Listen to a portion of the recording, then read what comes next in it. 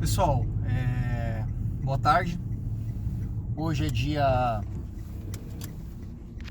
deixa eu ver aqui, 30 de janeiro de 2023. Vou aproveitar aqui que eu tô dirigindo e esse tempo eu consigo gerenciar melhor aí o conteúdo do vídeo.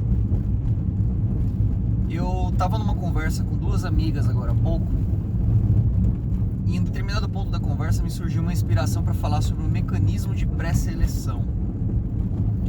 Vou direto ao ponto para não deixar o vídeo muito longo, como eu costumo fazer das vezes, como eu acabei fazendo das vezes anteriores, né? Quem tiver interesse e tal de assistir o vídeo aí, caso ele fique muito longo, né? Se quiser pegar e clicar nas configurações ali do vídeo no YouTube e acelerar ele 2 vezes, né? 1.75 vezes, o vídeo acaba encurtando bastante em termos de tempo, assim, né? Então eu queria falar um pouquinho sobre o mecanismo de pré-seleção, como é que ele funciona. Como eu já comentei nos vídeos anteriores, eu sempre vou falar aqui nos meus vídeos partindo de uma perspectiva generalista. Em outras palavras, onde é que eu tô querendo chegar? Eu não vou ficar de muito relativismo. Ah, mas tem mulher que é diferente. Ah, mas tem homem que é diferente. Tem homem que não gosta disso. Tem mulher que não gosta daquilo. Eu sei que pessoas são diferentes. Mas aqui eu não vim falar de especificidades. Especificidades, você fala com o seu psicólogo, entendeu? Eu vim nesses vídeos que eu tô fazendo falar a respeito de generalizações. Ou seja, do todo, da massa, via de regra, né?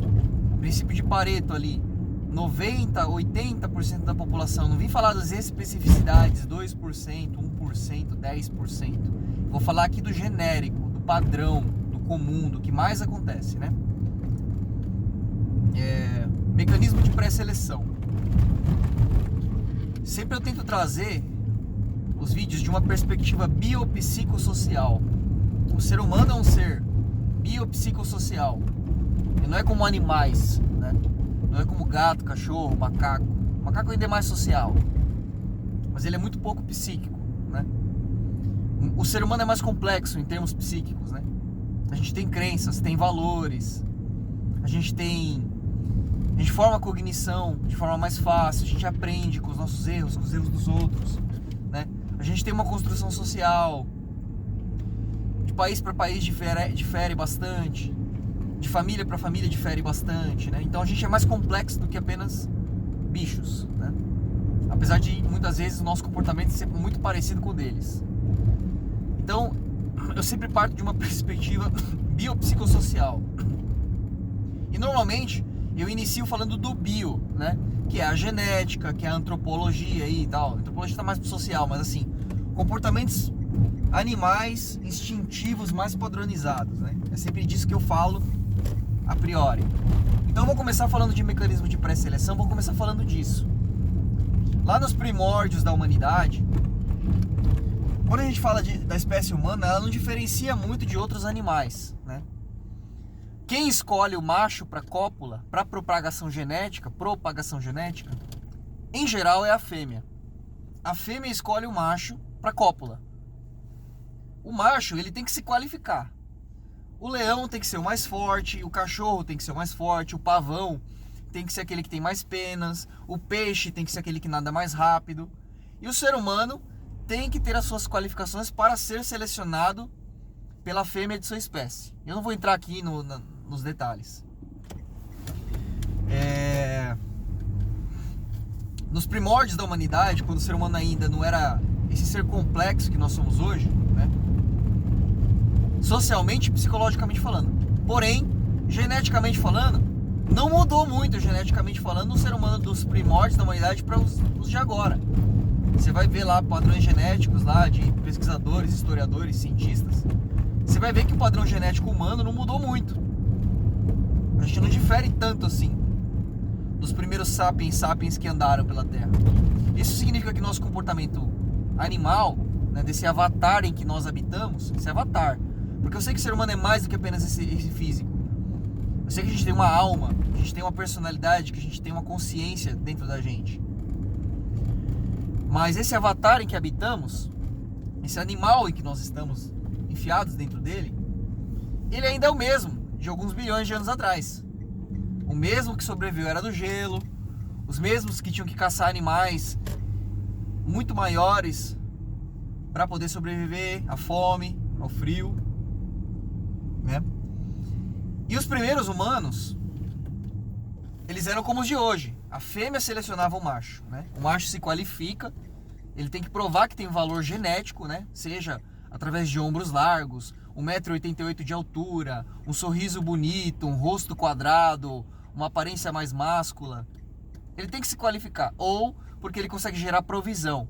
Nos tempos antigos, a provisão se dava por meio da caça, da pesca, da agricultura, da coleta de alimentos. Hoje a provisão se dá de outras formas, né? Seja um curso superior, seja uma qualificação profissional, seja um cara que trabalha no setor privado aí, ou ascendeu na carreira. É o mesmo mecanismo de seleção. Ele mudou em termos de complexidade. Mas o macho se qualifica e a fêmea seleciona. Nos primórdios da humanidade, as fêmeas antigas, elas desenvolveram um método mais rápido de selecionar o macho. Como é que era a forma mais fácil de selecionar o macho? O macho do leão, o leão lá, o mamífero leão. Ele tem que brigar lá com outro macho, e aí o leão que fugia é o leão que não ficou qualificado. O leão que ficou é o que se qualifica para ter a cópula com as fêmeas e propagar geneticamente o DNA dele, né? Vai ter filhotes, né? Quando você vai ver as outras espécies de outros mamíferos, não muda muito disso. Vai ter lá o gorila alfa, né? O costas prateada, que a gente chama. Ele vai copular com as fêmeas e alguém vai tentar tomar o trono reinado dele lá. Na briga vai sair um. Esse que sair é o que é o novo rei do pedaço, né? O novo alfa. Ou vai continuar o anterior porque ele conseguiu defender o harém de fêmeas, de macacas lá, de gorilas dele. No final, existe sempre uma seleção, seja um macho brigando com o outro ou a fêmea testa o macho, né? Como acontece muito com os insetos, por exemplo. A fêmea ela vai testar o macho para saber se ele está qualificado geneticamente. A fêmea humana é parecida. A mulher, vamos dizer dessa forma, né? Menos biológica, vamos dizer assim, mais social. Mulher. A mulher ela vai observar se aquele cara tem as características que ela gosta, tanto físicas quanto psicológicas, emocionais e sociais. Se ele é um cara destacado, se ele tem 10 mil seguidores no Instagram, se ele é um gerente de uma empresa, se ele é um cara, um diretor, se ele é um cara que fisicamente tem um porte físico bonito, atraente, que demonstre firmeza, que demonstre força e segurança, né? A mulher vai observar isso. Isso é para que ela observe. É assim que tem que ser, biologicamente falando, não tem que ser diferente disso. Apesar de muitos caras aí ficarem de mimimi reclamando, porque a mulher só gosta de homem com dinheiro. Porra, ganha dinheiro, vai trabalhar, vai estudar, vai se esforçar, para de correr atrás de menina, curtir foto no Instagram, vai se qualificar, entendeu?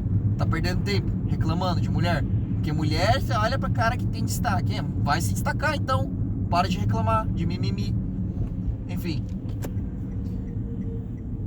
como é que a mulher encurta o caminho para descobrir se aquele macho é o macho adequado, é o macho ideal, é um espécime válido para a propagação genética? Estou falando aqui em termos biológicos, esquece por enquanto social e psicológico. É simples. Eu vou dar um exemplo primeiro antes de explicar.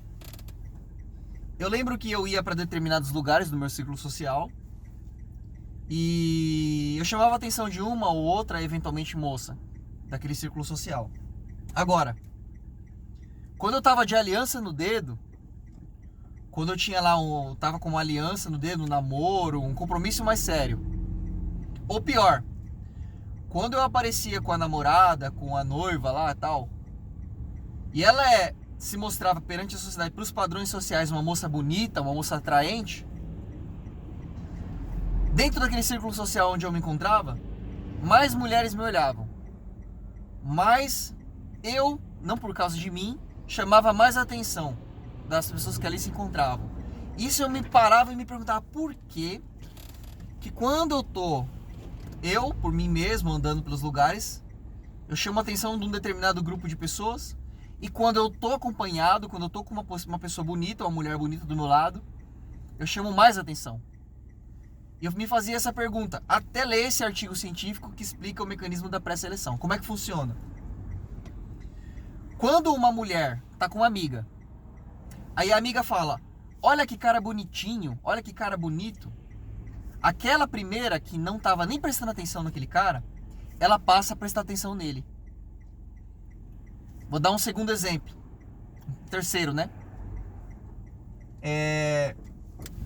O cara tá lá na baladinha, lá na festa com os amigos dele. Ele tá tranquilo, não ficou com ninguém, não pegou ninguém. Tá na dele. Por causa disso, ele deve chamar a atenção de uma ou duas meninas. A partir do momento que ele consegue ficar com a primeira, ele vai lá e beija a primeira menina na festa, lá na balada, onde ele tá. Ele começa a chamar a atenção de outras meninas. Isso é um fenômeno que eu já, conversando com outros rapazes, eu já parei pra escutar isso da boca de outros homens, né? De como essa dinâmica ocorre padronizadamente. Isso ocorre com não apenas dois, mas com várias pessoas com quem eu já conversei. Vários homens, vários rapazes de idades diferentes, né? E cientificamente falando, biologicamente falando, o que explica isso daqui? Aquele macho que foi selecionado por uma fêmea, ele demonstrou, biologicamente falando, para aquela fêmea ali que fez todos os testes, que testou o cara, que fez o cara esperar para ver se ele tinha aporte emocional para esperar, se ele tinha construtos para poder chegar nela e impressionar ela. Ela já fez todos esses testes. Se ele tá com essa moça destacada, essa moça bonita, se ele conseguiu ficar com ela, se ele conseguiu atingir o objetivo, significa que ele tá pronto, que ele tá preparado. Então a segunda moça, a próxima, ela não vai ter que gastar energias biológicas, tempo, esforço, dedicação, observação, faro, intuição, selecionando esse cara. Se outra fêmea da mesma espécie, e até mais bonita do que ela, mais destacada biologicamente falando do que ela, selecionou essa pessoa, significa que ele já é selecionado, ele já é pré-selecionado, né? Em outras palavras, instintivamente falando, sem que a mulher compreenda exatamente por que isso está acontecendo, o cara que muitas vezes é um galinha, que pega várias, o cara que muitas vezes tá andando pela rua e outras mulheres olham pra ele, mesmo ele se relacionando, esse cara ele chama ainda mais atenção da mulher com quem ele se encontra atualmente, ou as demais. E isso não é porque a mulher ou o cara tem um caráter ruim, isso se explica do ponto biológico, de um ponto biológico genético evolutivo. Agora eu vou explicar uma coisa que muitas mulheres não sabem. O contrário. Será que o contrário acontece? Será que o homem também se utiliza de mecanismos de pré-seleção para poder, biologicamente falando, eu não vou entrar no ponto moral, ético, se isso é certo, se isso é errado, se isso é bíblico, se isso é religioso, se não é. Eu tô falando aqui de biologia, ponto e acabou. Será que o homem também se usa de mecanismos de pré-seleção para tentar validar se aquela fêmea é uma fêmea apta para a propagação genética? Se aquela moça é uma moça bonita, com quem ele queira ou não queira se relacionar, será que ele vai usar desses recursos? Resposta: o homem não vai se utilizar de recursos de mecanismos de pré-seleção. É como eu já disse em vídeos anteriores, a mulher seleciona o macho. O macho, a função do macho, biologicamente falando, não vou entrar se isso é certo, se isso é errado, é espalhar semente. Ele vai tentar propagar, geneticamente falando, uma cópia de si mesmo, ou seja, filhos, instintivamente falando. Não estou falando que o cara sabe que ele está fazendo isso, mas é instinto animal, está dentro do ser humano, tanto da fêmea de pré-selecionar o macho, quanto do macho, aqui eu destruo o castelo de cristal da maioria das mulheres. Ele vai tentar copular com o máximo de número de fêmeas que ele puder. Ele não vai ficar selecionando se essa fêmea é apta, se ela não é apta, se ela é geneticamente falando a melhor ou não é melhor. Ele vai espalhar semente em tudo quanto é lugar que ele conseguir, entendeu? Isso é o instinto básico padrão animal de um homem. Então assim, vamos partir para a vida real aqui, vamos partir para o século XXI aqui. A mulher vai lá fazer ciúminhos pro cara lá com quem ela se encontra, né? Olha só, eu vou postar uma foto de bunda aqui na rede social pra ele ver, pro meu namorado ver quantos caras olham pra mim e como eu sou requisitada, como eu sou desejada, e assim ele vai me valorizar. O que acontece na mente do homem?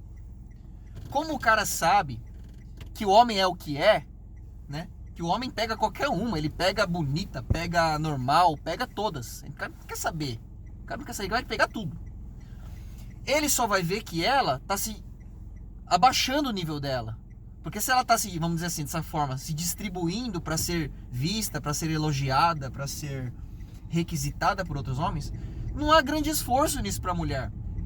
Um cara se qualificar para, vamos dizer assim, pegar 10, 20 mulheres na balada, é diferente da mulher se abrir para pegar 10, 20 caras na balada. Quando o homem olha para isso, quando a mulher olha pro cara. Quando a mulher olha pro cara que vai lá, pegou geral, conseguiu pegar geral porque ele é um cara qualificado, ela vai olhar para ele, mecanismo de pré-seleção ativa na hora e fala assim: esse é um cara destacado, outras mulheres estão atrás dele. Quando o cara olha pra mulher e vê que a mulher rodou com 20, tá se distribuindo em fotos de rede social, beijou 30 caras na noite do terror do Play Center, saiu na balada e pegou 10. Ele não vê que ela é uma mulher que, nossa, como ela chama a atenção dos homens, ela deve ser top. Ele não vê dessa forma, ele vê assim: se ela fosse feia, ia chamar a atenção do mesmo jeito pro homem, porque o homem pega tudo. Então ela só tá se desvalorizando.